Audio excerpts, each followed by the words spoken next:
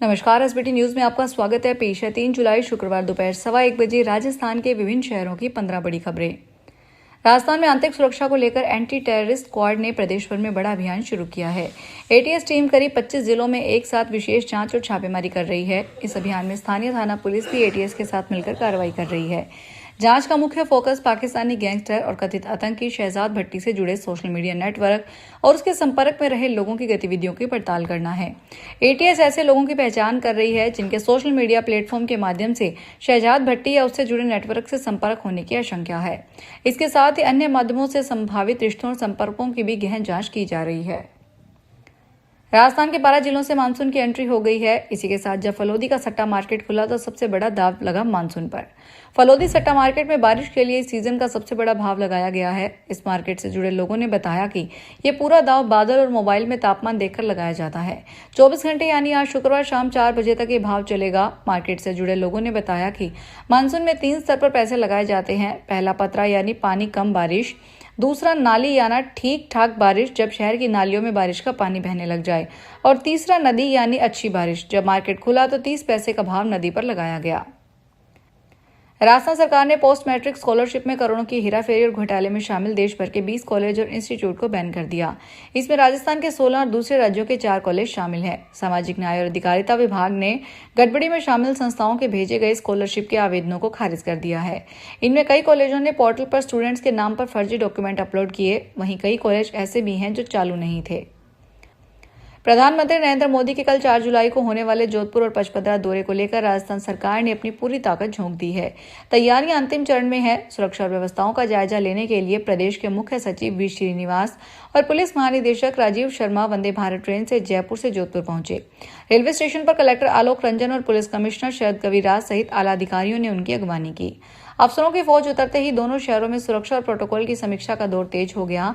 यह high level team आज Jodhpur airport और पचपदरा रिफाइनरी का ग्राउंड जीरो पर जाकर फाइनल निरीक्षण भी करेगी।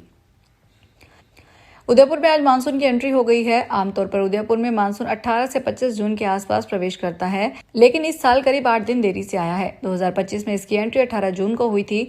इस साल आज 3 जुलाई को आया है। मौसम विभाग का अनुमान है कि आने वाले दिनों में अच्छी बारिश की संभावना है। मौसम विभाग ने 4 महीने का मानसून सीजन माना जाता है। उदयपुर में मानसून की विदाई का समय 15 सितंबर के बाद निर्धारित है। उदयपुर में मौसम एक्सपर्ट डॉक्टर आर.एस. देवड़ा ने बताया कि बंगाल की खाड़ी का मानसून हाड़ौती और पूर्वी राजस्थान से मेवाड़ क्षेत्र में प्रवेश किया। जेल में बंद गैंगस्टर लॉरेंस बिश्नोई के छोटे भाई और बांद्रा में बॉलीवुड एक्टर सलमान खान के घर के बाहर हुई फायरिंग मामले में वांटेड आरोपी अनमोल बिश्नोई ने मुंबई में स्पेशल कोर्ट में औपचारिक रूप से सरेंडर करने की इजाजत मांगी है।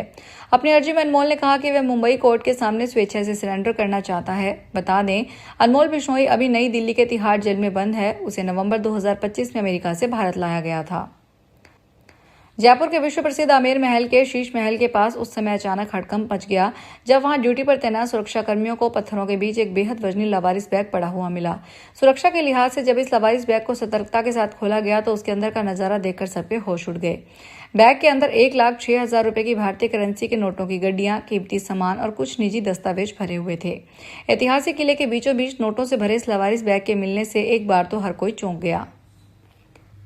जोधपुर पश्चिम के सरदारपुरा थाना पुलिस ने मोबाइल चोरी की वारदातों का खुलासा किया। पुलिस ने 2 शातिर बदमाशों को गिरफ्तार किया। इनमें से एक आरोपी सदर बाजार थाने का हिस्ट्री शीटर है। पुलिस ने दोनों आरोपियों के कब्जे से चोरी के माल समेत कुल 36 मोबाइल फोन और एक लैपटॉप बरामद किया है। मामले का खुलासा करते हुए थाना अधिकारी जयकिशन सोनी ने बताया कि सुनील किराए का कमरा लेकर पढ़ाई करता है। बीते 27 जून को दोपहर के समय कोई अज्ञात चोर उसके कमरे से 2 मोबाइल फोन और 5300 नगद चुरा कर ले गया था। दिल्ली मुंबई एक्सप्रेसवे पर दौसा में हुए भीषण बस हादसे के बाद राजस्थान सरकार ने सड़क सुरक्षा को लेकर बड़ा कदम उठाने का फैसला किया है। राज्य सरकार ने इस घटना को केवल एक सड़क दुर्घटना नहीं बल्कि पूरे सड़क सुरक्षा तंत्र की गंभीर चेतावनी माना है। मुख्य सचिव वी श्रीनिवास में अध्यक्षता में हुई उच्च स्तरीय समीक्षा बैठक में भविष्य में ऐसी घटनाओं को रोकने के लिए कई महत्वपूर्ण निर्णय लिए गए। बैठक का सबसे अहम फैसला राष्ट्रीय राजमार्ग पर राज्यव्यापी अतिक्रमण हटाओ अभियान चलाने को रहा। जिला कलेक्टरों को सड़क सुरक्षा टास्क फोर्स के माध्यम से अवैध पार्किंग और सड़क किनारे किए गए अतिक्रमण हटाने की जिम्मेदारी सौंपी गई है। भक्तों का इंतजार खत्म हुआ। पवित्र अमरनाथ यात्रा आधिकारिक तौर पर शुरू हो चुकी है। उपराज्यपाल मनोज सिन्हा ने आज जम्मू के भगवती नगर बेस कैंप से लगभग 4822 शिव भक्तों के पहले जत्थे को झंडी दिखाकर रवाना किया। पूजा अर्चना के बाद पंडितों के वैदिक मंत्रोच्चारण के बीच वाहनों के पहले जत्थे को कड़ी सुरक्षा के बीच रवाना किया गया। उपराज्यपाल ने पवित्र तीर्थ यात्रा पर जाने वाले सभी यात्रियों को शुभकामनाएं दी। उन्होंने सकुशल यात्रा के लिए प्रार्थना करते हुए कहा कि अमरनाथ यात्रा एक पवित्र मार्ग है। यहाँ भक्ति और आध्यात्मिक जागृति का मिलन होता है। सभी भक्तों के लिए सुरक्षित, आरामदायक, सुखद और आध्यात्मिक रूप से संतोषजनक यात्रा की कामना करता हूँ। राजस्थान के 300 महात्मा गांधी अंग्रेजी माध्यम स्कूलों में स्टूडेंट्स की संख्या बहुत कम है। कई स्कूलों में छात्रों से ज्यादा टीचर हैं, जबकि कुछ ऐसे स्कूल भी हैं जहां एक भी स्टूडेंट नहीं पढ़ रहा। इन हालात को देखते हुए राज्य सरकार अब इन स्कूलों में अंग्रेजी के साथ हिंदी माध्यम भी शुरू करने जा रही है। इसके लिए जिला शिक्षा अधिकारियों से 7 दिन विस्तृत रिपोर्ट और प्रस्ताव मांगे गए हैं। सरकार का मानना है कि इसमें उपलब्ध संसाधनों का बेहतर उपयोग होगा, हिंदी माध्यम के विद्यार्थियों को भी एडमिशन मिलेगा और स्कूलों में छात्रों की संख्या बढ़ सकेगी। भीलवाड़ा के बिजोलिया उपखंड क्षेत्र में माझी साहब का खेड़ा गांव में देर रात आबादी क्षेत्र में एक लेपर्ड दिखाई देने से ग्रामीणों में दहशत फैल गई। रात के समय गांव में लेपर्ड की मौजूदगी की सूचना मिलते ही लोगों ने घरों से बाहर निकलना बंद कर दिया। लोगों का कहना है कि रात के समय बच्चों, बुजुर्गों और पशुओं की सुरक्षा को लेकर चिंता बढ़ गई है। घटना के बाद ग्रामीण पूरी रात सतर्क रहे और एक दूसरे को इसकी सूचना देते रहे।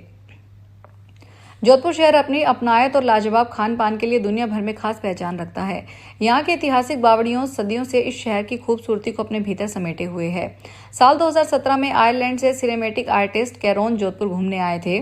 तब उन्होंने यहाँ की ऐतिहासिक बावड़ियां देखी तो उन्होंने उसी पल ठान लिया कि वे अब इस शहर को छोड़कर कहीं नहीं जाएंगे। 77 साल के हो चुके कैरोन अब तक जोधपुर की 10 बावड़ियों की सूरत बदल चुके हैं। इस उम्र में भी उनका जज्बा कम नहीं हुआ। वे आज भी रोज सुबह 8 बजे बावड़ियों की देखभाल और सफाई के लिए निकल पड़ते हैं। जालंधर जम्मू नेशनल हाईवे 44 पर सुजानपुर में बीती देर रात एक बड़ा हादसा टल गया। बता दें कि पठानकोट से भारी बारिश के चलते जम्मू नेशनल हाईवे पर बने रेलवे अंडरपास के नीचे अचानक जलभराव हो गया। इसी दौरान देहरादून से माता वैष्णो देवी की ओर जा रही श्रद्धालुओं से भरी एक टूरिस्ट बस इस गहरे पानी के बीचों बीच जाकर फंस गई। बस में 13 बच्चों सहित 55 यात्री सवार थे, जो पानी बढ़ता देख बेहद घबरा गए। घटना की सूचना मिलते ही सड़क सुरक्षा फोर्स, पुलिस और क्षेत्र के युवाओं ने तत्परता दिखाते हुए एक संयुक्त रेस्क्यू ऑपरेशन चलाया और कड़ी मशक्कत के बाद सभी 55 यात्रियों को सुरक्षित बाहर निकाल लिया। हिमाचल में मानसून के दस्तक देने के बाद राहत के साथ लोगों की दुश्वारियां भी बढ़ गई है। शिमला, कांगड़ा, लाहौल स्पीति और चंबा जिलों में हादसों में 2 महिलाओं सहित 4 लोगों की मौत हो गई।